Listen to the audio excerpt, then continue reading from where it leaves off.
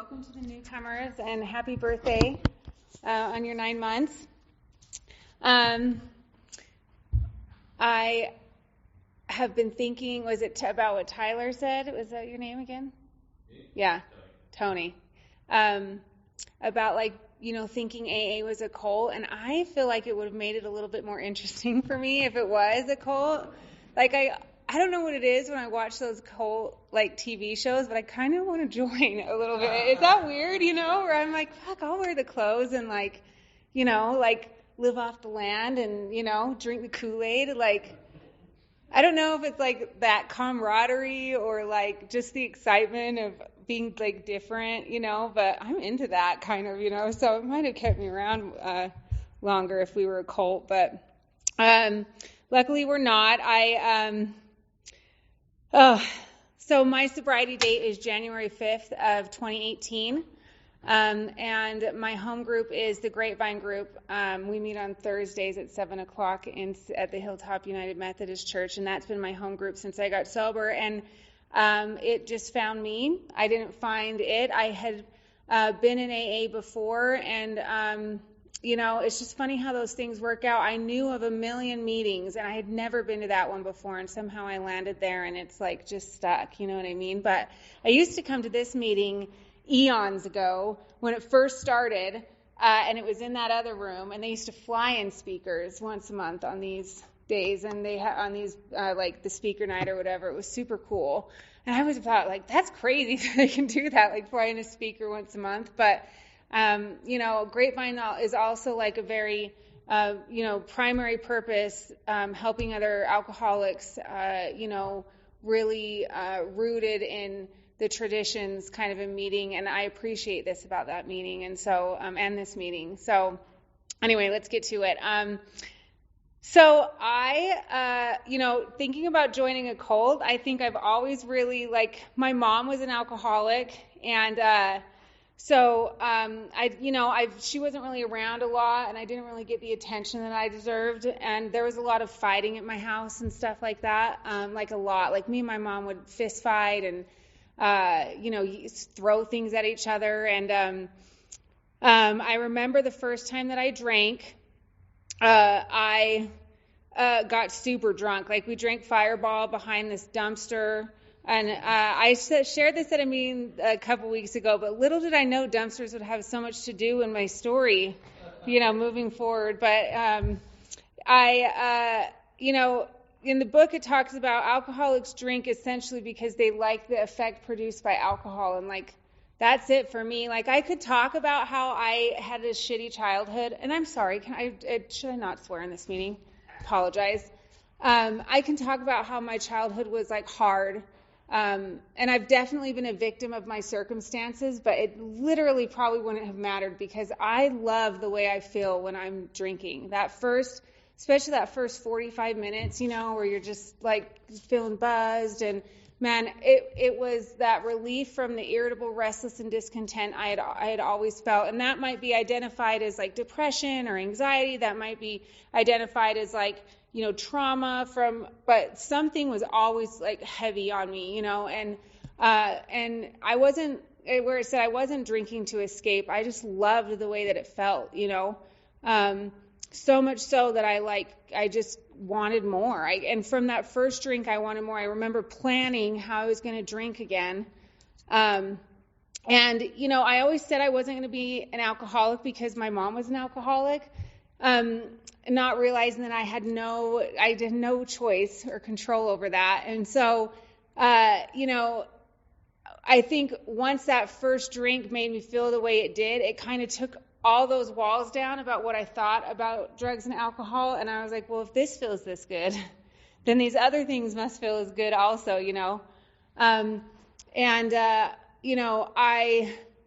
by the time I was in my senior year of high school, I had to be sent to treatment the last 2 months of high school because my using had gotten so bad. But, I never thought it was because I was an alcoholic. I thought it was, again, I'm a victim of my circumstances, so I thought it was these friends I was hanging out with, and if I wouldn't have gone to this party, then these cops would have shown up.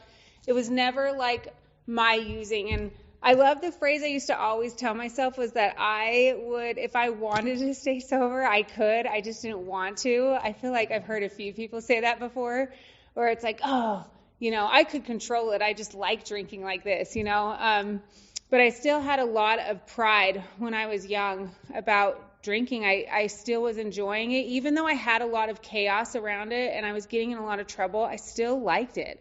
And it's because that effect was still like, I still got the feeling of the effect from drugs and alcohol. And so I kept chasing it. And I got into a lot of legal trouble and ended up finding Alcoholics Anonymous through a treatment center. And I was 19 years old and I stayed sober for a few years. And this program really worked. Like, my life completely changed. I got married in AA.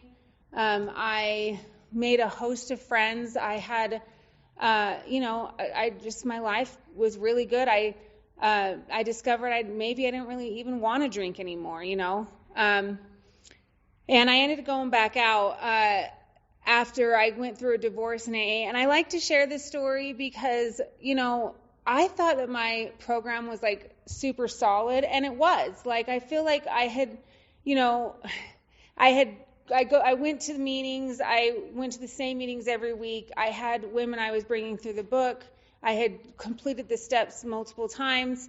But it talks about in the big book about resting on our laurels. And I think there's a few different ways that I can do that as an alcoholic, It doesn't have to be that, I have all these things checked off. It's like the longer that I'm sober, the more I realize that that's constantly changing the things that I can rest on my laurels about. And like, man, when I was feeling like crappy, I didn't call a single person. You know what I mean? When I was like feeling like I didn't want to do this anymore, because how could I get a divorce if like I was doing everything God wanted? So how could I get a divorce? You know what I mean? And how could this kind of stuff? And again, woe was me, like victim of my circumstances and stuff. So,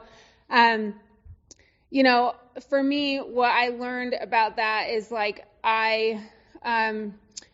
people will fail you sometimes. And, I might have been doing all of those things, but I think that there was a part of me that had failed to enlarge on my spiritual life, and that's a private thing that not everybody can like know. You can't look at someone and be like that. Know for sure if like that someone is tapping into their higher power. You know what I mean? Like, but I knew it. Like, coming back to it now, I'm like, gosh, nope. That's something I could have done better. And even no matter how much time you have or how much I was doing the steps, like reaching out is always important. You know what I mean? That's always important. And, I never outgrow that. You know what I mean? My sponsor has like 34 years and she still calls people when she's having a hard time. Like, why would I be any different? But anyway, I went back out and, I remember telling myself though, because, there's that insanity that precedes the first drink, which is like, me saying like, okay, you guys, I got charged with 32 felonies before this time getting sober from robbing the University of Utah dorms. I had gone into like a coma, and flatlined. Like I could go on about the many consequences I had faced before the age of 19 from drugs and alcohol. And yet I'm still sitting there telling myself like, I don't think I'm really an alcoholic. I was like, I drank like, the only reason I just won't do meth and cocaine anymore. You know what I mean? And I won't steal stuff and like things will be good.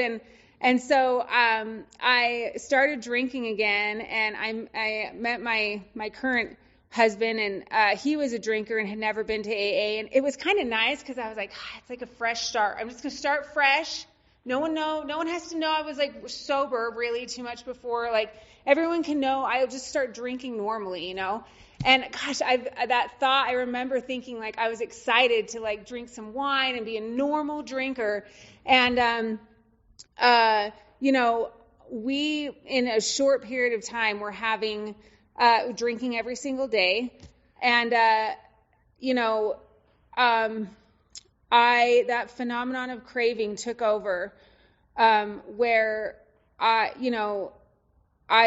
we would say that we were only going to drink a little bit, I'm just going to get a pint or whatever it was. And then like by the end of the night, I was screaming at him to go buy another fifth, who in the liquor store guy had already seen him like 2 times that day. So weird that they're not like, hey, you've been here twice, That's like so funny. I bet you that's still happening too. You know what I'm saying? There's still a bunch of us out there like going back and going back.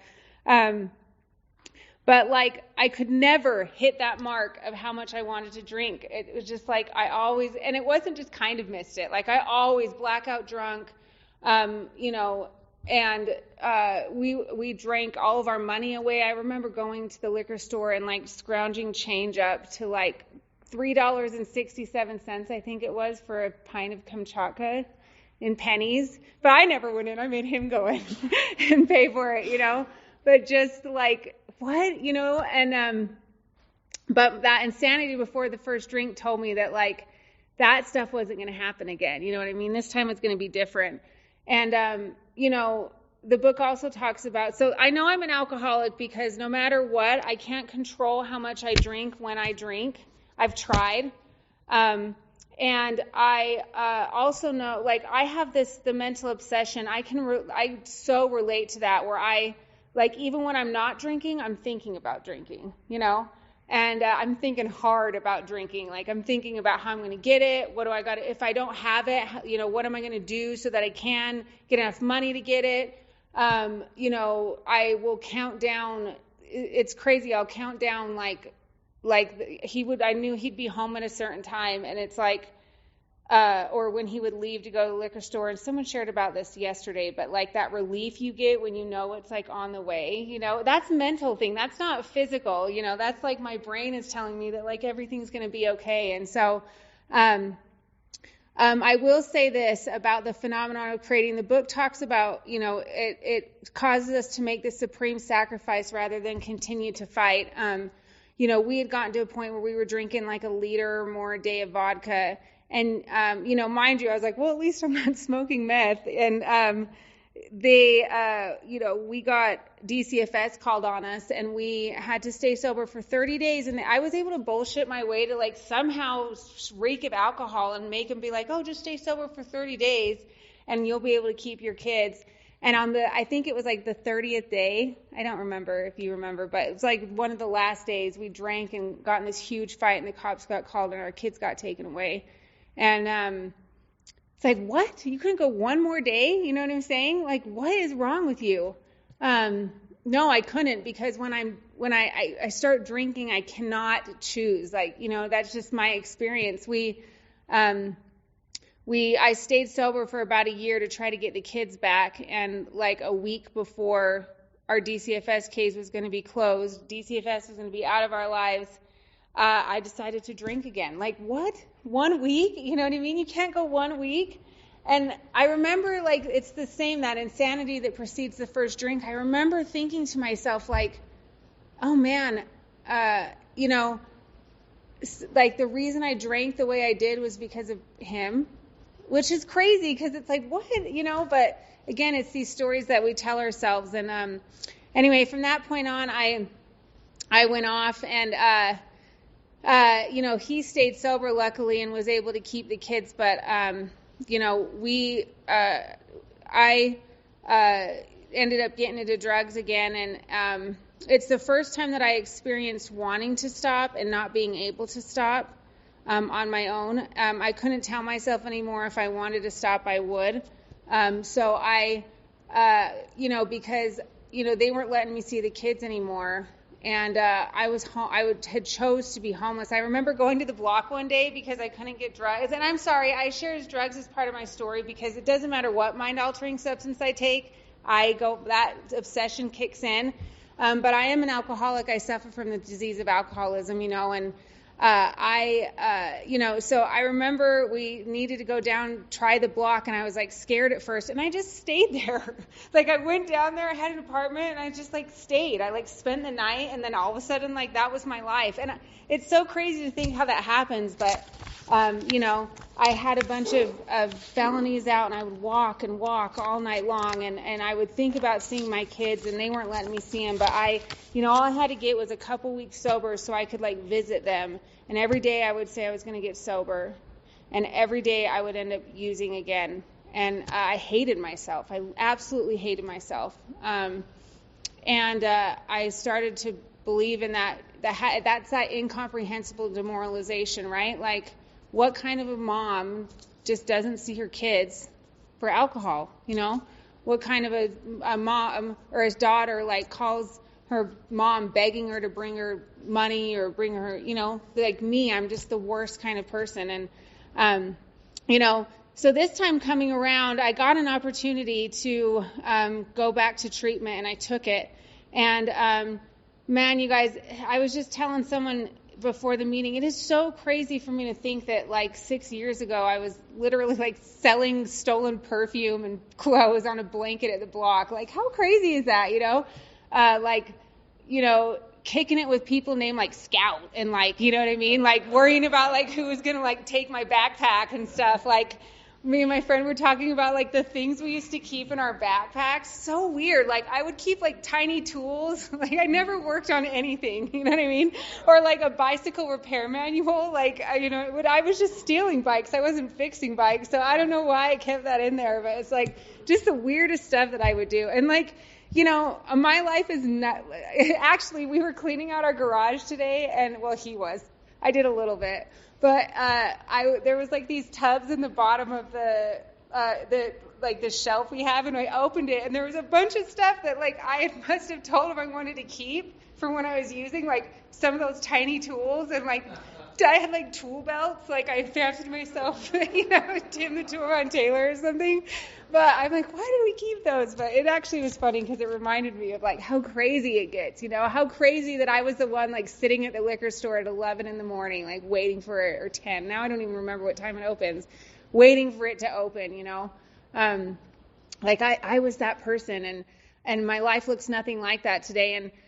And I'll say, I understand the fear of coming back because I've done it multiple times, trying to come back in these rooms, and the pride of not wanting to introduce myself as a newcomer. How weird that is, because I know for me, oh my gosh, I love it when people come back, and especially if I know them, and you're yes, welcome back. And to think that I was just thinking that it meant, it's all that newcomer ego that just made me think that it meant something about me, or what, people were going to judge me, or, but man, a dose of humility did me so much good this time around, being willing to introduce myself as a newcomer, being willing to go to the events and the barbecues and the new meetings, and God, is game changer, put myself out there. And, the same thing with always having to make sure I let people know that I had been here before, because it was almost I was telling people don't worry, I know I'm new, but I know what I'm doing, and I didn't even have to do that, why can't I just accept help? And so this time around I've done that. I grabbed some people from the home group, and they would say, hey, we're having a barbecue, and I would go. Hey, we're going to this meeting, and I would go. Hey, we've got this camp out going on, and I would go. I would just kind of became a yes woman. And,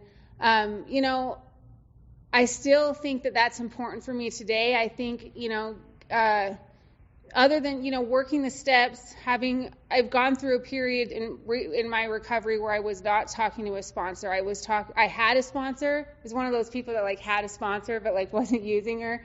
And, that's been a game changer in my recovery. I thought that just talking to other alcoholics, my friends, was the same thing, but really what it was me resting on my laurels, not, especially because, those thoughts that I have, hey, you should call your sponsor. I should listen to those. I'm not the one to be justifying these ideas that are commonplace in AA away, and so.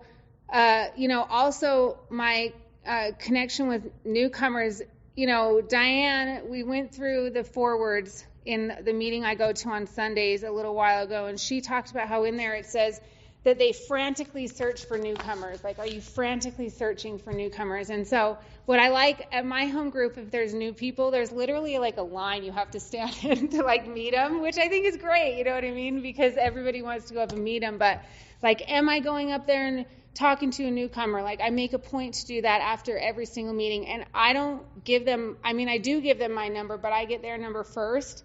Because I don't know about you, but there's been so many times where I've like given my number to a newcomer and they're like, you don't hear from them. Because why would they? It's so uncomfortable. Like, they don't know you. You know what I mean? They don't want to call you or text you. And, you know, staying sober is hard for some people at first, you know, and some people really struggle with getting out there and reaching out. And like, once I started taking on that responsibility of like, why am I forcing these people to like call me like, oh, they're not serious enough about their recovery. It's like, no, like, you know, having relapsed quite a few times, I feel like one thing it's given me this time around is like compassion. You know what I mean? Like, it's not that black and white. You know what I mean? Like, some people don't call and they want to. They're just scared. And some people, you know, some people need a little bit of extra push, and people who've been sober for a long time, some people are going through a lot of hard stuff. Like, I'm not the arbiter of like how to do this, but I do know that like when I say yes to things in AA and I show up for people, and you know, so service isn't convenient all the time, you know. Things happen, like you know, I have like a 90% of women that'll text me back if I text them. It's just like making that first step, you know. And you know, because of that, like if you're having trouble finding sponsees, like that, going and introducing myself, going to newcomer meetings and getting other people's numbers, I've not been without a sponsee like the entire time that I've been sober this time, you know. It just works. And you know, the other thing for me is I've really been cultivating this like relationship with a higher power, and it hasn't been the whole time of meditating and like all this stuff, but like to me, step 2 and step 3 is like a decision, you know, or action steps also. Like, I do make a decision that like God's got this, but which means that like if I think that, then I'm not going to freak out when like things don't go my way in life, you know. I'm like, oh, okay, everything's going to be okay. And if I believe that, then I'm going to act like it. And so I'm, you know, when I'm feeling stressed, it's like the action for me is like actively saying a prayer, actively putting it out there, whatever you want to do or call it, where I'm like, all right, calm down. Everything's cool. It's going to work out. Like, which seems so silly, but I feel like I've made a conscious effort to make that contact and do those actions. It'll bring me closer to a higher power, doing service, like release, you know, talking to God, that it's like automatic now. Like, crazy things happen in my life, and most of the time, not all the time, but most of the time, I feel like everything's going to be all right. You know what I mean? And like, God, I don't know about you guys, but nothing was going to be all right. I've always been so worried that like, I'm not going to get what I need. People aren't going to do what I want. And so having that, being like released from that prison of like my thoughts and fear, most of the time is like, God, it's a game changing. I'm going to say this. You know, recently I made a decision in recovery that hurt other people, and it was like it was really hard for me. Like, you know, shame is something I don't think we talk a lot about in AA. Like, things that we're not always going to be perfect at this deal, you know. And I think my first instinct would have been to like run. Honestly, like I was like, I don't know if I want to face this. Like, I don't know if I want to deal with this, you know. And I didn't. Like, I called my sponsor. I talked to friends about it. I am, you know, actively working the steps on it. And, you know, it's like those little changes that like have been changing me. And like, I'm okay. Like, it's crazy. I've been able to get through so many things I never thought I would have. And staying sober is easy today. I don't worry about drinking or using anymore. Like, my primary focus is being a good person, and some days that's hard, but as long as I'm doing this deal, it's not that bad either. You know what I mean? Like it says there's simple, clear-cut instructions on how to do this deal, and it's been working for me. And so, I'm so grateful for the program of AA. Like, my biggest thing is, like, reach out, like, live your life out loud. Don't keep secrets. Like, talk to me, talk to someone you're comfortable, like, about everything. If you have time, if you don't have time, like, ask for help. That's what we're here for. Like, this deal really works. My life is so much better than I deserve, honestly, today. And I'm just so grateful for it. So that's all I got.